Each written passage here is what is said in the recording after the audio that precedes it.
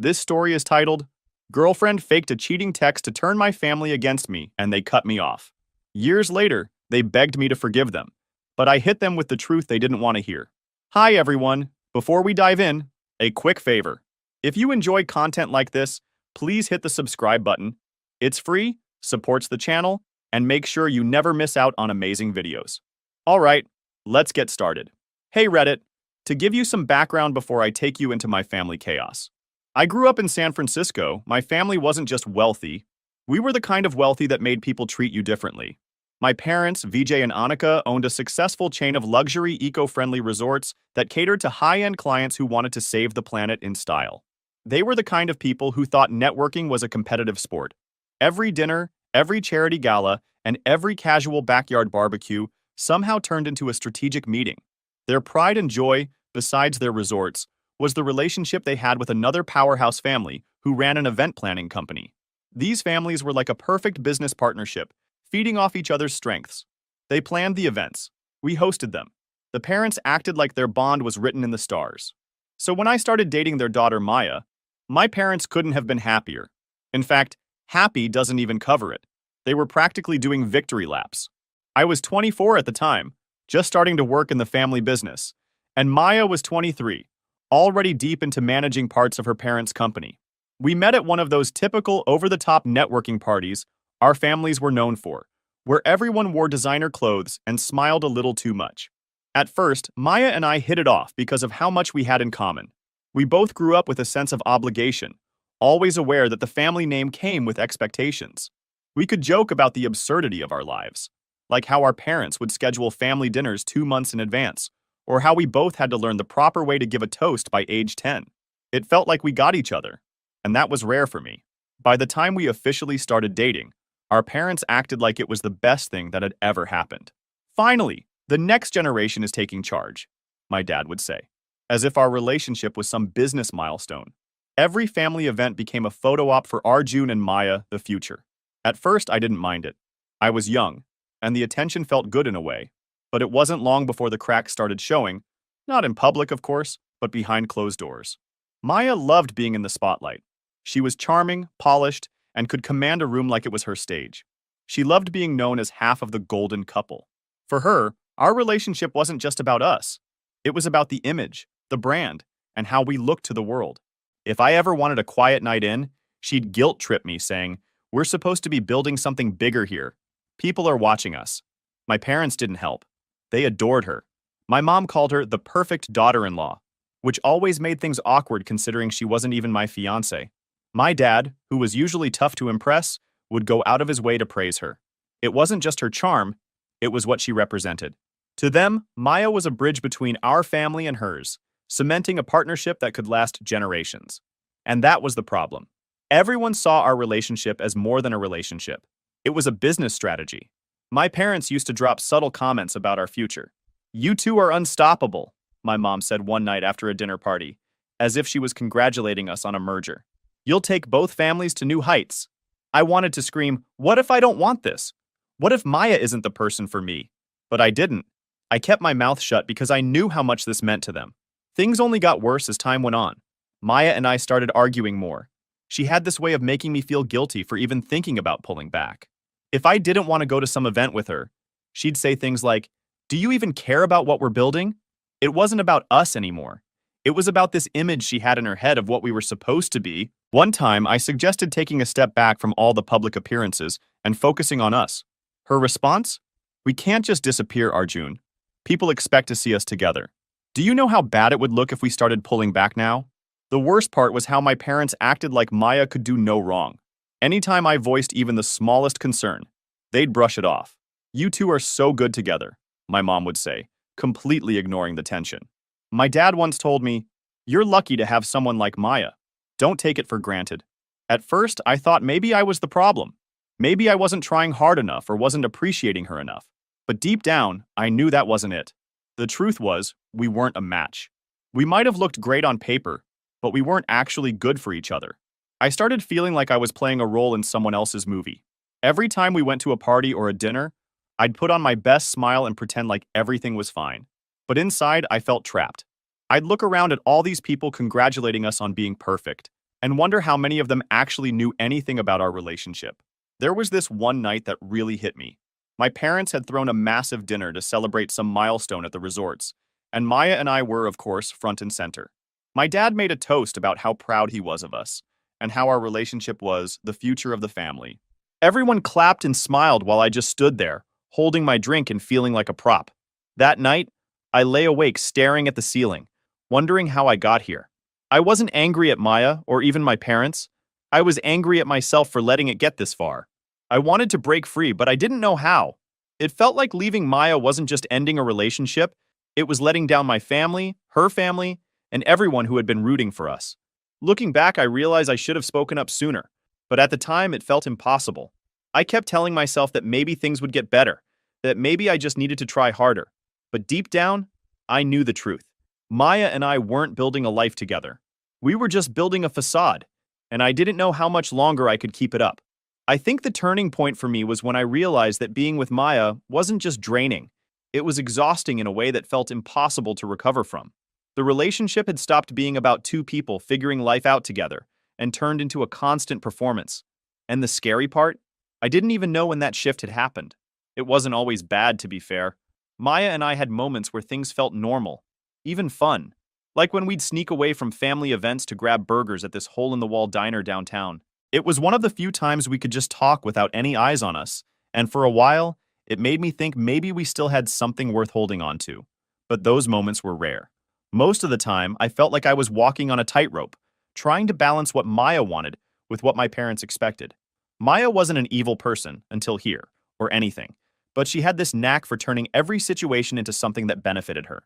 If I brought up feeling overwhelmed, she'd spin it around saying, "We're in this together, remember? If you're struggling, we'll figure it out, as long as we stay strong for each other." At first, that sounded supportive, but over time, I realized it was her way of keeping me in line. Staying strong for each other really meant, don't rock the boat because it'll make me look bad. I started noticing how calculated everything was with her. Every social media post, every dinner party, every time we attended some event together, it was all about appearances. She'd spend hours getting ready, not because she wanted to impress me, but because she wanted to impress the crowd. And if I wasn't matching her energy, it became a problem. One time, we were at a charity gala, and I wasn't feeling great, just tired from a long week at work. I thought I could get through the night quietly, but Maya wasn't having it. "Arjun, people are noticing you're not engaging," she whispered sharply while we stood near the buffet table. I was stunned. I wasn't being rude. I just wasn't bouncing around the room like I was running for mayor. She ended up steering the conversation for the rest of the night, telling everyone how excited I was about our future plans. Plans I didn't even know we had, by the way. I felt like I was watching my own life happen from the outside, with Maya narrating the script.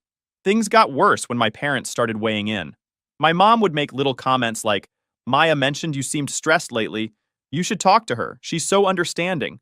Or my dad would casually bring up how important it was to keep your partner happy, as if I wasn't already bending over backward to meet everyone's expectations. It felt like Maya and my parents were on the same team, and I was just along for the ride. My sister Priya wasn't much help either. She was firmly in Maya's corner, constantly saying how great we were together, and how she wished she had a relationship as solid as ours. Anytime I hinted at being unhappy, she'd wave it off like I was being dramatic. The thing is, I don't think Maya was trying to be manipulative on purpose. She genuinely believed in the idea of us as a power couple. In her mind, we were two ambitious people building something amazing together. But that wasn't the reality. I wasn't building anything. I was just following her lead, nodding along to whatever narrative she created. I remember one night when we were out with her friends, another one of those double dates where everyone tries to one-up each other with stories about work or vacations. Maya was in her element, laughing and telling some story about how we were planning a trip to Europe. I hadn't even heard about this supposed trip. When her friend asked me about it, I had to scramble to come up with a vague answer. Later, when I brought it up to Maya, she brushed it off. "I was just thinking out loud," she said. "But wouldn't it be great if we did that?" Everyone loved the idea. They think we're so adventurous. It wasn't about actually taking a trip. It was about the image of us as this jet-setting couple. As the months went on, I started feeling more disconnected. Maya didn't notice, or maybe she did, but she didn't care as long as the performance continued. I felt like I couldn't breathe. Every day was about putting on a show, whether it was for our families, her friends, or the business community.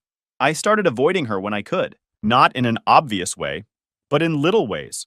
Working late, canceling plans last minute, or pretending to be too tired for long conversations. At first, I thought maybe I just needed some space to figure things out.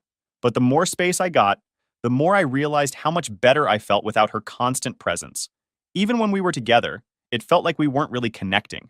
She'd talk about some new business opportunity, or a fancy event she wanted us to attend, and I'd nod along, barely paying attention.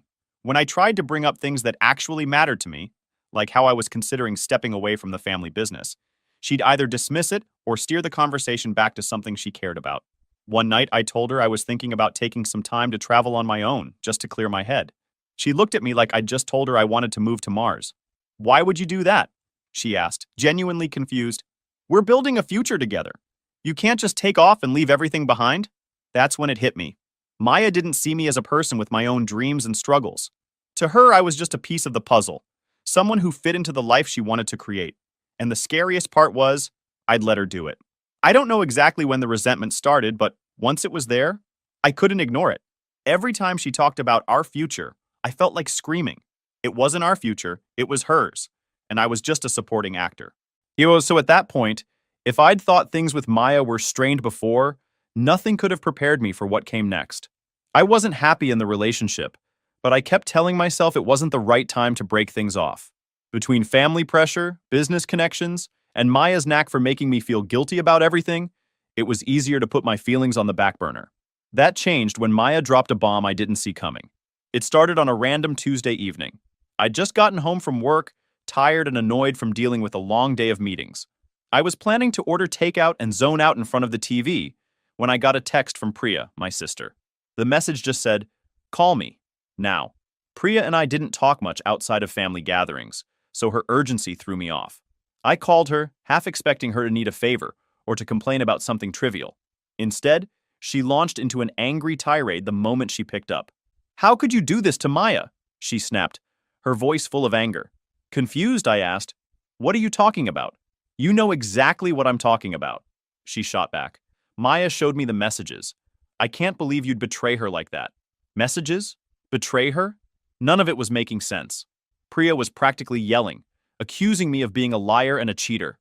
I tried to interrupt her to figure out what was going on, but she wouldn't let me get a word in.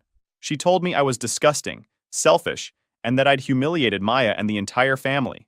Finally, I managed to ask, "What messages? What are you talking about?" That's when Priya explained. Apparently, Maya had shown her screenshots of text messages between me and another woman.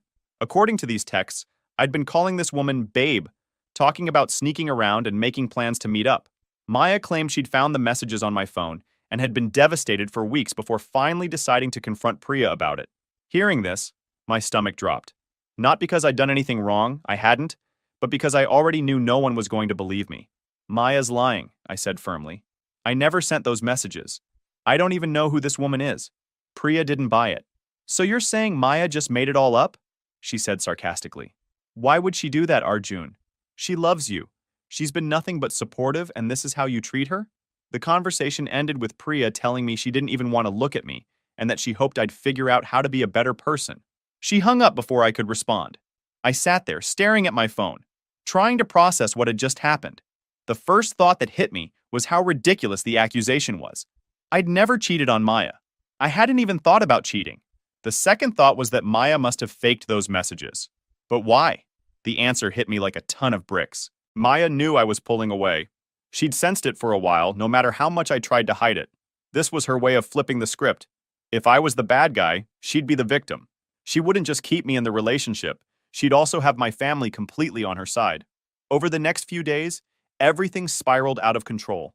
Maya had already gone to my parents with the screenshots, and by the time I tried to explain my side, they weren't interested. "We raised you better than this," my mom said during a phone call where she barely let me speak. "Maya is devastated. She's done so much for you, and this is how you repay her?" "She wouldn't make this up," my dad added. "We've seen the messages. You need to take responsibility for your actions." It was like talking to a brick wall. No matter how much I insisted that the texts were fake, no one believed me. Maya had already painted the picture of the heartbroken girlfriend, and I was cast as the cheating villain.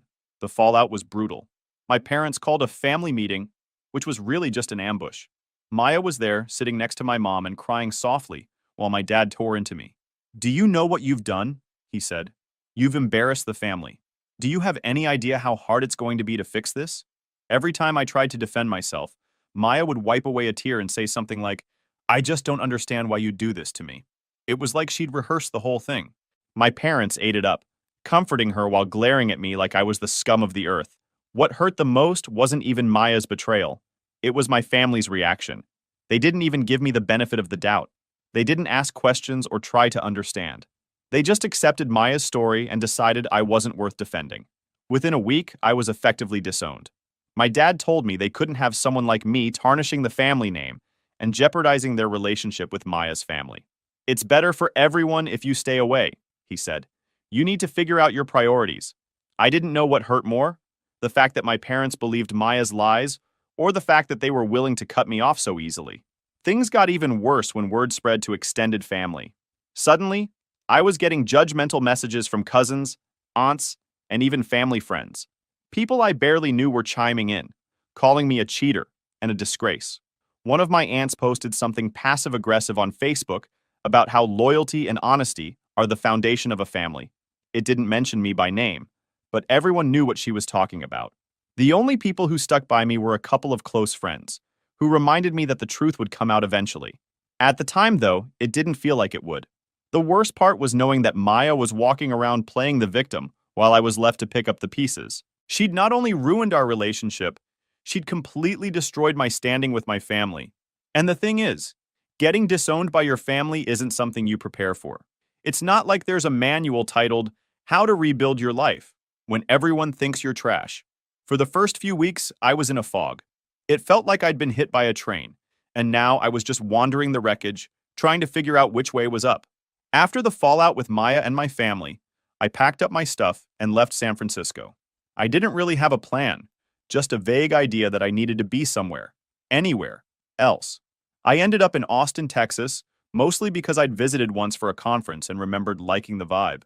It wasn't a flashy move, but at least it was far enough away from the constant reminder of what I'd lost. The first few months were rough. I stayed in a cheap apartment on the outskirts of the city, one of those places where the walls are thin, and you can hear your neighbors yelling at each other over reality TV. It wasn't glamorous, but it was mine. And for the first time in a long time, I felt like I had some control over my life. The first priority was getting a job. Back in San Francisco, I'd been working in the family business, managing operations for one of our resorts. It wasn't exactly a skill set that screamed start over in a new city, but I had to make it work. I scoured job boards, sent out countless applications, and went to interviews that felt like they were designed to crush my soul. Eventually, I landed a job in software sales. It wasn't glamorous or exciting, but it paid the bills. The first day on the job, I walked into a beige office filled with cubicles and fluorescent lights and thought, well, this is my life now. At first, I felt like a fish out of water. The work was repetitive, and I didn't know anyone in the office. My coworkers were polite but distant, and I spent most of my lunch breaks alone, scrolling through my phone and trying not to think about how drastically my life had changed. But slowly, things started to shift. One of my coworkers, Jake, noticed that I always brought the same sad turkey sandwich for lunch and invited me to join him and a few others at a taco truck down the street. It became a weekly tradition, and over time, I found myself loosening up around them. The job itself wasn't my passion, but it gave me something I desperately needed: structure. I threw myself into it, determined to prove to myself that I could make it on my own. I worked long hours, learned everything I could about the industry, and started to build a reputation as someone who could close deals. Outside of work, I was trying to figure out who I was, without the weight of my family's expectations. Back in San Francisco, everything I did felt like it had to serve some bigger purpose, either for the family business or for our image. But in Austin, no one cared about my last name or what I used to do. I could just be Arjun, this random guy trying to make a life for himself. I started exploring the city on weekends, checking out live music, food trucks, and hiking trails. I wasn't exactly thriving, but I was surviving, and for a while, that was enough. About a year into my new life, something unexpected happened. I'd been working late one evening, trying to finish a big presentation, when one of my coworkers mentioned that a friend of his was looking for someone to help optimize data systems for her small business. It wasn't a field I had a ton of experience in, but I figured, why not? That small gig turned into something much bigger. I realized I had a knack for consulting, helping businesses streamline their operations and improve efficiency. The work was challenging but rewarding, and it felt good to use my skills in a way that didn't involve catering to my family's expectations. Over the next 2 years, I built a consulting side hustle that eventually became my full-time job. I focused on working with small and mid-sized companies, and before I knew it, I was making more money than I ever had working for my family. In the middle of all this, I met Hannah. She was a graphic designer I'd hired for one of my clients, and from the moment we met, there was something different about her. She wasn't flashy or overly polished like Maya. She was warm, creative, and had this dry sense of humor that caught me off guard in the best way. We started out as friends, grabbing coffee after meetings and talking about everything from work to our favorite childhood cartoons. It wasn't long before those coffee dates turned into something more. Being with Hannah felt easy in a way I didn't know was possible. She didn't care about appearances or status. She cared about me, plain and simple. By the third year in Austin, I was thriving. I had a successful business, a supportive partner, and a life that felt entirely my own. One thing I learned during this time was how to let go of the bitterness. Don't get me wrong. I was still angry about what Maya did and how my family handled it. But holding on to that anger didn't serve me. The more I focused on building my new life, the less I cared about the people who'd let me down. It's funny how much can change when you're forced to start over. If you told me 4 years ago that I'd be living in Austin, running my own business, and engaged to someone like Hannah, I wouldn't have believed you. But here I was, proving to myself that I didn't need my family's approval or their money to be successful. Starting over wasn't easy, and there were plenty of nights when I felt like giving up. But the result was worth it. Then one afternoon, out of nowhere, my phone buzzed with a number I didn't recognize. Normally, I'd ignore calls like that, but something made me pick it up. Arjun? It was Priya, my sister. We hadn't spoken in years, not since she'd accused me of being the world's worst human over those fake cheating texts. Hearing her voice felt strange, like opening a door to a room you'd sealed off ages ago. Hey, I said, keeping my tone neutral. I wasn't about to roll out the red carpet after everything that had happened. She didn't waste time with small talk. I need to tell you something, she said, her voice shaky. About Maya. That was a name I hadn't heard in a while, and honestly, I'd been fine with that. But something in Priya's tone made me pause. She sounded nervous? Guilty? I couldn't quite place it. What about her? I asked. Priya hesitated before blurting out.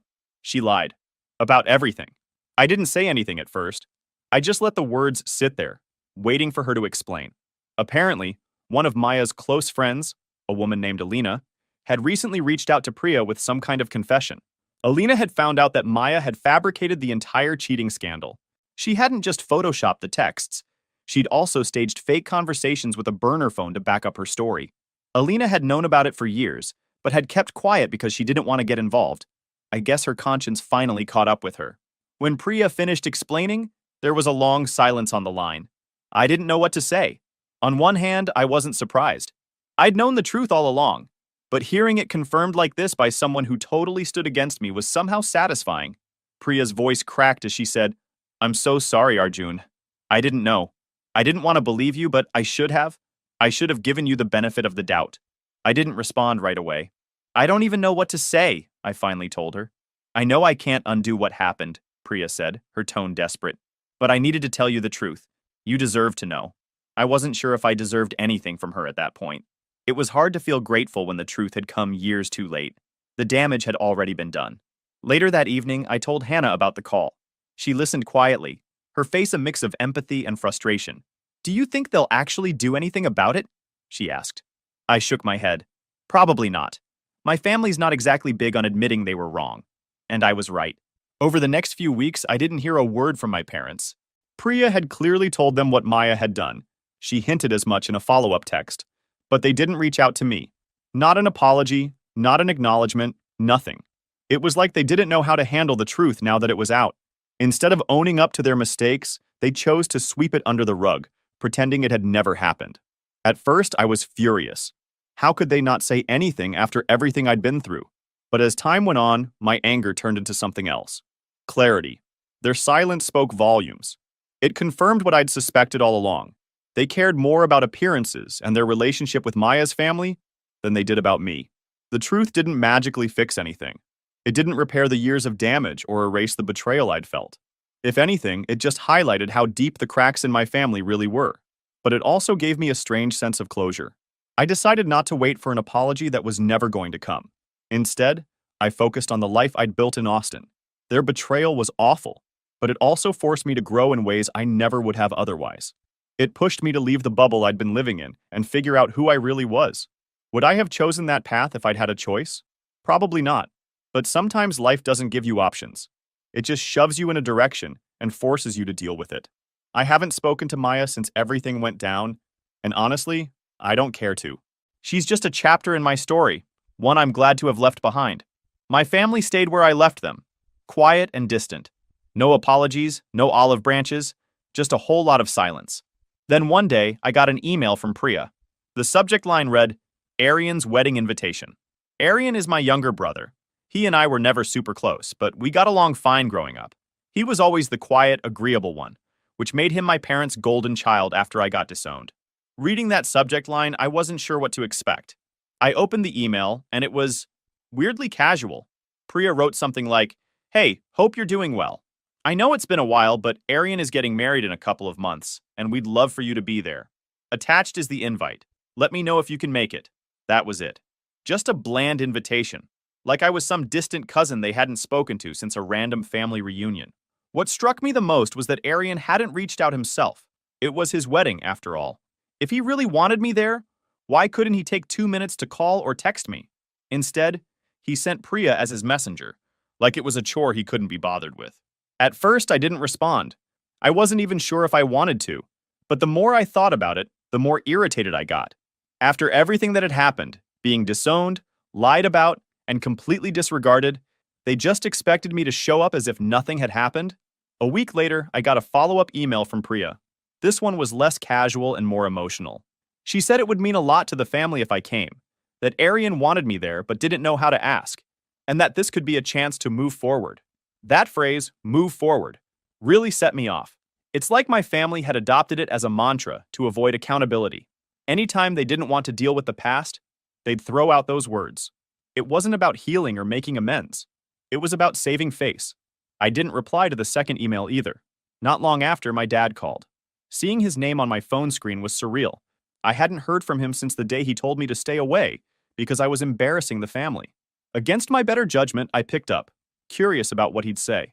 Arjun, he said, his tone brisk, but not unfriendly. Priya mentioned you haven't responded about Arian's wedding. I stayed silent for a moment, waiting to see where this was going. We'd really like you to come, he continued. It's important for the family's image to be together, and Arian wants his brother there on his big day. I couldn't help but laugh. If Arian wants me there so badly, why hasn't he called me himself? I asked. There was a pause on the other end. You know how he is, my dad said, brushing it off. He's not great with words. That's funny, I said, my tone sharper than I intended, because he seemed to have plenty of words when he cut me off with the rest of you. My dad sighed, like I was the one being difficult. That was a long time ago, Arjun. Mistakes were made, but it's time to move on.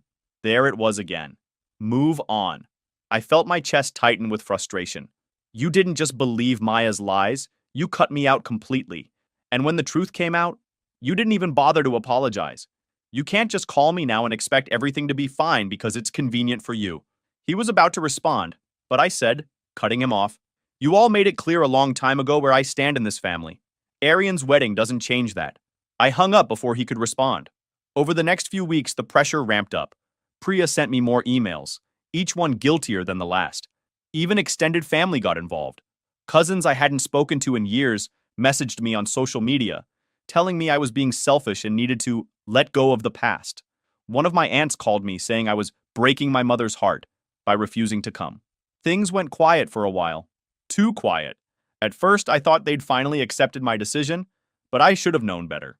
This wasn't about me or my feelings. It was about the family's reputation. They weren't giving up. They were regrouping. About a week later, my mom called. I almost didn't pick up. As soon as I said hello, she launched into a teary, emotional plea. Arjun, I don't understand why you're being so cold-hearted, she said, her voice trembling. This is Arian's big day. Don't you think he deserves to have his whole family there? Her tone was so dramatic, you'd think I was single-handedly ruining the wedding. I stayed calm and told her the same thing I'd been repeating. This isn't about Arian. This is about how I was treated, and no one has even tried to make things right. She sniffled loudly, like she was trying to guilt me into feeling bad. Anyone could make such mistakes, she said. Can't we just wipe off the past? I've already moved on, I said firmly. But that doesn't mean I'm going to forget how I was treated. She tried to cut in, but I didn't let her. Now, years later, you expect me to show up for the sake of appearances? I'm not doing that. I've built a life for myself, and I'm happy. I'm not going to pretend like everything's fine just because it's convenient for you. There was a long silence on the other end of the line. Then, in a softer voice, she said, You don't understand how hard this has been for me, Arjun. I just want my family to be whole again.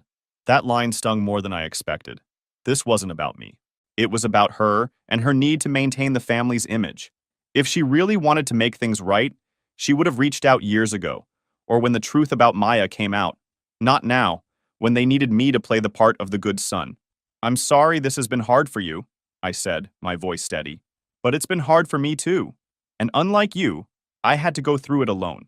She didn't have a response to that, and I ended the call shortly after. A few days later, I got another call, this time from Priya. I almost didn't pick up, but I figured it would be better to rip the bandage off and deal with whatever she had to say.